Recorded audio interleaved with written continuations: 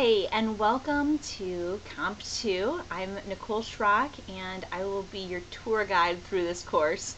Actually, I'll also be your teacher, instructor, and hopefully mentor you through your writing process, as it is definitely my goal, as I'm sure it is yours as well, to just grow in your skills of writing.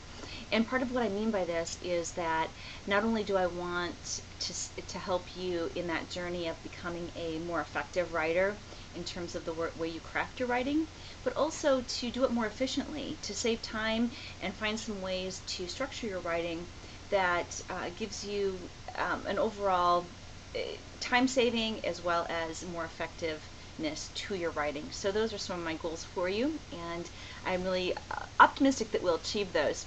Online learning is a different beast. If you've never done this before, it is a sort of different learning curve. And on that note, you'll notice that we are going to be, not this week, but next week, doing some reading about online learning to kind of set the stage. But this week, I want to get to know you a little, and I want to emphasize something that's going to be very important to this class. So there's first a reflection activity, and a second, the assignment this week is going to be to complete an MLA exercise. A couple things about the way the syllabus is set up, and my syllabus is not just a description of the course, but it's also a day-to-day, week-to-week type of setup. So if you look at the beginning of the syllabus, you'll notice that it has all of the course procedures and the objectives of the course and things like that. And then by the time you get to and it even has like a rubric for what we use for writing and what is required in each assignment. Do read through the syllabus carefully. In fact, I recommend printing it off. I'm not big on having hard copies of things laying around, but there is something to be said about having this one really handy. So if you're really digital, and maybe save it to your desktop, or do something where you can just at a glance grab it. Then please do notice that there's lots of detail in this, and I know there's going to be a lot of reading, and I think that is one of the characteristics of online learning, is that it is more reading intensive, because instead of hearing it all from me firsthand, your delivery method is through reading. So the course is going to be delivered largely through what you read. Don't skip over reading, okay? It's very, very important. As far as reaching me, I'm sure that questions will arise as the course progresses, and I encourage you to use the in-course email, or you can use my Northwest State email. It's nschrock, Schrock is with a C, so SCHROCK, at northweststate.edu. And you can also use the forums that are set up in the classroom. And any of those methods, I check all of those things daily. If you're not getting to me fast enough, go with the nschrock at northweststate.edu, because that goes directly to my phone. The other things I have to log in just like you do, but I will be logging in daily during the week. I do take weekends as sort of a breather. Sometimes I'll be in there grading, but it's best to catch me during the week. So if you can take a look at what's up and see if you have any questions before the weekend, that might be your best bet. Okay, looking at the syllabus here, let's look at the tentative course schedule together. So if you'd open up your syllabus and look at that tentative course schedule, that's going to give you a layout of what's due each week. And everything in red is an assignment you're going to turn in that week. And there's a kind of a coding. Anything that says A is from the little brown compact handbook, and H is from the Millennium Reader in terms of reading.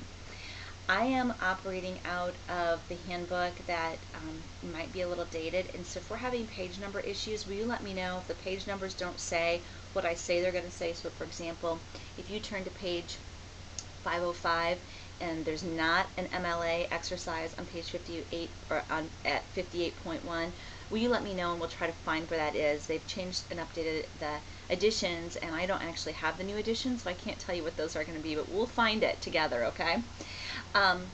And the other piece that I wanted to mention is that these videos will come out weekly, because I really think it's important that we have this verbal, auditory type of conversation beyond the written work on the page. So do look for these videos every week. I think they'll add some clarity. That's what I've been hearing from past sections of students.